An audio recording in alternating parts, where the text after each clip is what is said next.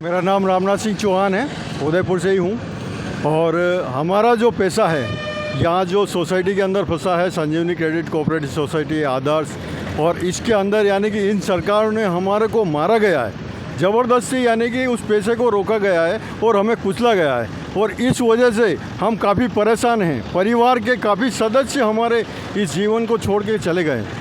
और स्थिति ये है कि लोग वाग पैसों के लिए उतारू पे आ गए हैं, मारने पे आ गए हैं। घर में रहना हमारा मुश्किल हो गया है और चाहते हुए भी हम यानी कि कुछ काम नहीं कर पा रहे हैं, बहुत कुछ। और सरकार ने हमारे को इतना कुचला कि हम इस पर कुछ निर्णय भी नहीं ले पा रहे हैं। और करीबन आज 46वां दिन है, लेकिन सरकार ने अभी तक अपनी आंखों को बंद करके रखा हुआ है। हम चाहते हैं और हमारा निवेदन है, हमारा आग्रह है कि कम से कम जो बेसहारा विधवा औरतों का और जो यानी कि लोगों का, उन लोगों का, गरीब लोगों का जिन्होंने अपने खून पसीने की मेहनत की कमाई से इस पैसे को लगाया है और जिस समय चाहिए था उस समय इस सरकार ने इसको बंद कर दिया। हमारी इस नागरिकता को बड़ी बेरहमी से कुचला गया है और हमारा जिधर से जाना है उसको भी हमें रोका गया है। और हमारा पूरा प्रशासन हमारे के ऊपर चारों तरफ से निगाह रखी हुई है, क्योंकि हमने कोई ऐसा गुनाह नहीं किया है जिससे हमारे को दबाया जा रहा है, बार बार दबाया जा रहा है, जैसे कि हम कोई आतंकवादी हों। और हम तो एक सामान्य नागरिक की तरह ये जीवन जीना चाह रहे हैं, फिर भी सरकार हमारा ध्यान नहीं दे रही है। हमारा उनसे निवेदन है, मोदी साहब से, अमित साहब से, मुख्यमंत्री से, कि कम से कम समय में जल्दी से जल्दी ये पैसा लौटाया जाए, अन्यथा ये जन आंदोलन बहुत ही आक्रोशित होगा। तो धन्यवाद। हमारे लगातार इन कार्यकर्ताओं की बलि लेते जा रहे हो। कितने जन न जाने शहीद हो गए। मेरे घर में से भी मेरे पिताजी चले गए, मेरी वाइफ चली गई, बेघर हो गए। लेकिन फिर भी जिनको पैसा चाहिए उनको तो पैसा चाहिए ही चाहिए, क्योंकि वो आके हमारे सामने आज भी वही रामायण गाते हैं, जबकि पैसा हमने नहीं लिया है। और सरकार क्यों इस पैसे को दबा के रुकी हुई है? बहुत जल्दी से जल्दी इस पैसे को रिलीज़ किया जाए। समय समय पे हमारा उस समय पैसा मिल रहा था और पैसा दिया जा रहा था, लेकिन सरकार ने इस पर रोक लगा के इस चीज़ को बंद कर दिया। और हम सारे लोग काफ़ी जो इसमें लगे हुए थे उनके सारा का सारा पैसा उसमें डूब चुका है और सब बेघर हो गए, पैसे के लिए आज मोहताज हो गए। लोग बाग आज भी बिस्तरों में पड़े हुए हैं, लेकिन पैसे की आज ज़रूरत है, लेकिन सरकार बिल्कुल ध्यान नहीं दे रही है। ज़्यादा से ज़्यादा हमारा उनसे यही आग्रह है कि कम से कम समय में जल्दी से जल्दी निर्णय लेके इस पैसे को रिलीज़ किया जाए और हमारे को एक आज़ादी दी जाए, तो कम से कम अपना जीवन जो बचा है आराम से जी सके। आपने कहा था अच्छे दिन आएंगे, न जाने अच्छे दिन कब आएंगे, जब इतने जने चले गए। और क्या अब हमें भी आप मारना चाहते हैं? या तो आप उनको लाइसेंस मत देते, जब आपने लाइसेंस दिया तो ये जिम्मेदारी आपकी है। तो इसलिए हमने उस पैसे को लगाया है और आपको इसको पैसे को देना होगा। पैसा हमारा है, नहीं किसी के बाप का है, और पैसा किसी भी हाल में देना पड़ेगा, देना पड़ेगा, देना पड़ेगा। धन्यवाद। तो ये थे रामनाथ सिंह चौहान, जो अपना दर्द बता रहे थे किस प्रकार से सरकार, शासन और प्रशासन ने इनके परिवार की जान ले ली है। पत्नी चली गई है, माँ बाप चले गए हैं, इसी पैसे की गम के वजह से दुनिया ही उजड़ गई है। और यहाँ जितने भी लोग आए हैं, आप देखें कि यहाँ कुछ न कुछ उनके साथ बड़े हादसे हुए हैं, बड़ी उनकी प्रताड़ना हुई, इसीलिए आज ये आए हुए हैं। और प्रशासन एक तरफ तो इनको रोक भी रहा है। और आप देखें इस प्रकार से सारे के सारे बुजुर्ग हैं इसके अंदर, सारे के सारे ओल्ड एज है, ज़्यादा तो ज़्यादा सारे। आप देखेंगे इनके चेहरे देखेंगे तो आप देखें पता लगेगा। कुछ बहनें हैं, बाकी सारे के सारे ओल्ड एज लोग यहाँ पर मौजूद हैं। आपसे भी मिलाएंगे। सभी के हाथों में तिरंगा है, न जाने क्यों मेरे देश का तिरंगा सदन से लगाकर ये हाथों में आ गया है। इसको ऊपर रखो। आप देखो किस प्रकार से यहाँ पर सारे लाइन लगा के उम्मीद की इन किरणों में, उम्मीद की इस आस में आज भी कि आज नहीं तो कल पैसा मिलेगा, आज नहीं तो कल हमारा सम्मान मिलेगा, लेकिन लग नहीं रहा है कि कुछ मिलना। पैसा आदर्श सोसाइटी में फंसा हुआ है, उसके लिए हम आए हैं सब जन आंदोलन के रूप में। जगह जगह राज्यों से लोग यहाँ इकट्ठे हुए हैं और अपना मेहनत की पैसा वो लेना चाहते हैं। तो इसके लिए पिछले 6 साल से ये प्रयास चल रहा है और अभी तक हम आगे प्रयास इसमें करेंगे। हम ये हम प्रशासन और आगे केंद्र सरकार, दिल्ली तक हम आवाज़ पहुंचाना चाहते हैं कि हमारी आवाज़ उन तक जाए और हमारा जो पैसा है वो हम सबको मिले। तो चेहरे आप देख सकते हैं किस प्रकार से ये नीचे बैठे हुए हैं, ज़मीन पे बैठ के भी जैसे भी हो सके इनका आंदोलन है और ये इनका असहयोग बिल्कुल इनका देखें तो एक तरह से क्रांतिकारी आंदोलन है। लगातार आंदोलन कर रहे हैं कि अपने पैसे की मांग हो। आप बताएं थोड़ा सा कि क्या कुछ ये मसला है, क्या हुआ है? मसला ये सरकार की गलत नीतियों के कारण से हमारे आदर्श क्रेडिट कोऑपरेटिव सोसाइटी के निवेशकों का पैसा अटका हुआ है सरकार की गलत नीतियों के कारण से।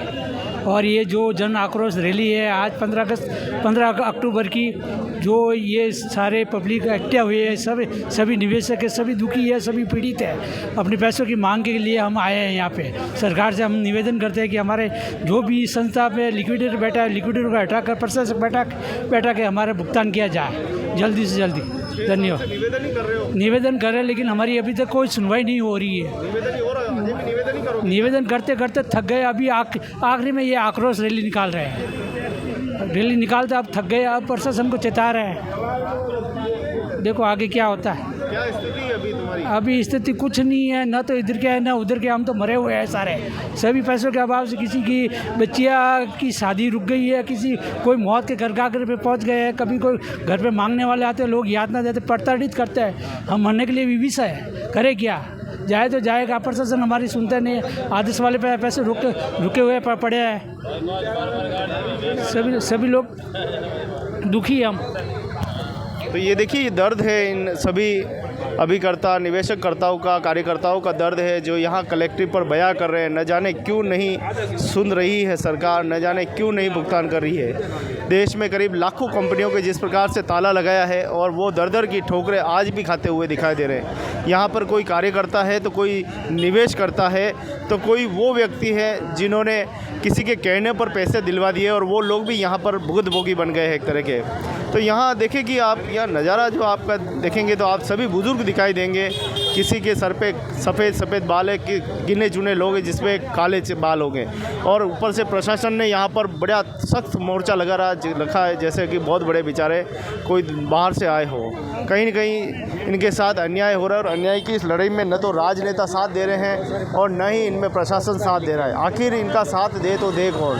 इन्होंने एक आदमी की तरह, एक ज़िम्मेदार व्यक्ति की तरह इन्होंने सोचा कि हमारे घर का गुजारा होगा, कंपनी में ज्वाइन करेंगे, अच्छी नौकरी मिलेगी, अच्छा पैसा मिलेगा और सब कुछ ठीक चल रहा था, सब कुछ अच्छा चल रहा था। लेकिन अचानक से सरकार ने बैंड लगाया और बैंड लगाने के बाद ये वो लोग हैं जो एक समय दानी हुआ करते थे। गाँव में कोई भी काम होता था, ये शहरों में होता था, सबसे पहले खड़े होने वाले व्यक्ति थे। लेकिन आज क्या स्थिति आपकी हो गई? आज की सब रोड पे आ गए साहब। कुछ पैसे नहीं है हमारे पास, खाने पीने के भी लाले पड़ रहे हैं। ये तो आज हमारे पास थोड़ा सा पारंपरिक रोज़गार है, इसलिए बैठ कमा के खा रहे हैं, वरना तो भीख मांगने की स्थिति है हमारे। किसी के पास पैसे नहीं, किसी की बहन बेटियों की शादी रुक गई, कई हमारे बड़े बुजुर्ग चले गए पैसे के अभाव से। किसी अच्छे दिन ऐसे होते तो बुरे दिन कैसे होंगे? अच्छे दिन कहाँ अच्छे दिन, हमारे लिए तो सबसे बुरे दिन आ गई है। हमारे पास पैसे ही नहीं है खाने के लिए, सभी लोगों के पास पैसे नहीं है। पैसे है सारे आदर्श क्रेडिट कोऑपरेटिव में जमा है, वो जमा है हमें मिल नहीं रही है। ये सरकार की गलत नीतियों के कारण से ये सब हमारे अमित शाह को भी हमने पत्र भेजे, लिक्विडेटर को भी भेजे, प्रधानमंत्री जी को भी भेजे, मुख्यमंत्री जी को भी भेजे। हमने हज़ारों बार, सैकड़ों बार ज्ञापन दिया, लेकिन अभी ये तक हमारी कोई सुनवाई नहीं हुई है। सैकड़ों बार निवेदन कर चुके हैं, धरना प्रदर्शन कर चुके हैं, ये अपन ने ये दे चुके हैं, क्या ज्ञापन दे चुके हैं मुख्यमंत्री के नाम के, गृह मंत्री के नाम के, क्रेडिट कोऑपरेटिव सोसाइटी गृह मंत्रालय को भी दे दिया गया, लेकिन अभी तक कोई सुनवाई नहीं हुई है। तो आप देखें कि सुनवाई कौन नहीं था रे राज में मोदी। तो ये सारे लोग यहाँ परेशान हो रहे हैं, न जाने कब इनको पैसा मिलेगा, कब इनके लोगों का भुगतान जो है वो होगा। आप देख पा रहे हैं किस प्रकार से यहाँ पर जितने भी चेहरे हैं, ये चेहरे उस ज़माने से काम करते हैं जिस ज़माने में इनके कभी एक तरह युवा अवस्था हुआ करती थी, और देखते देखते ये युवा अवस्था बुज़ुर्ग में बदल गई। बुढ़ापे का सहारा बनता है व्यक्ति, बुढ़ापा में कहता है कि मैं परिवार को 2 संबल बनूंगा, लेकिन क्या स्थिति हो गई आज? आप बोलो नहीं। आप बोलो। आप बोलो। मेरा नाम चंद्रकला अरोड़ा है। मैं आदर्श कोऑपरेटिव सोसाइटी में एडवाइज़र के मतलब काम करती थी, और मेरे साथ में 600 की टीम है। लेकिन मैं मतलब ये एक ही दम में ये राजनीति से इन्होंने बंद कर दिया है, और 6 साल हो गए आज, और पैसा नहीं मिल पा रहा है, और पैसे के लिए जिसको आंदोलन कर रहे हैं हम लोग। क्या कुछ आपको झेलना पड़ा इस पैसे के लिए? अरे बहुत कुछ के झेला है अपने तो। ये बहुत सारे एडवाइज़र मर गए हैं न, बहुत सारे ऐसे गरीब जो है जो मेरे जो मैंने जो पैसे जमा कराए हैं, जो वो मेरे बच्चे भी बहुत परेशान करते हैं मेरे को कि आपने तो ये कहाँ जमा करा दिए, क्या करें क्या, और बच्चे खूब परेशान करते हैं, आज दर के भटके खा रहे हैं। तो आप देखिए किस प्रकार से यहाँ पर सभी अपना अपना दर्द बता रहे हैं, सभी का अपना दर्द है, सभी की अपनी लड़ाई है, और न जाने कब इनका पैसा मिलेगा, कब क्या होगा। ऐसे ऐसे भाई है जहाँ दिव्यांग है, ऐसे भाइयों ने भी यहाँ पर कुछ न कुछ तो आप देख पा रहे हैं किस प्रकार से परेशान प्रताड़ित होकर आज इन्होंने जो है अपना जुलूस जो है वो निकालने जा रहे हैं।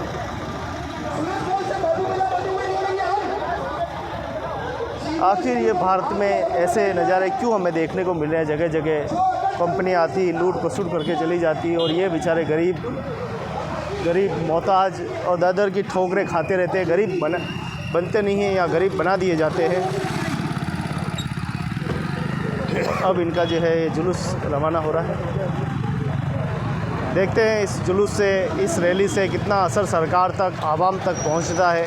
यहाँ से जुड़े हुए अधिकारी गुप्तचर कितनी आवाम तक आवाज़ पहुंचा सकते हैं, ये तो ये अलग विषय है, लेकिन विषय उसी से जुड़ा हुआ है कि वो इन जनता की आवाज़ उन तक पहुंचाए जिनके कान बहरे हैं, जिन्होंने सुनने की क्षमता खो बैठी, उन तक ये आवाज़ पहुंचाए, ताकि ये उनका पैसा इनको मिले और इनका मान सम्मान दोबारा इनको वापस मिले।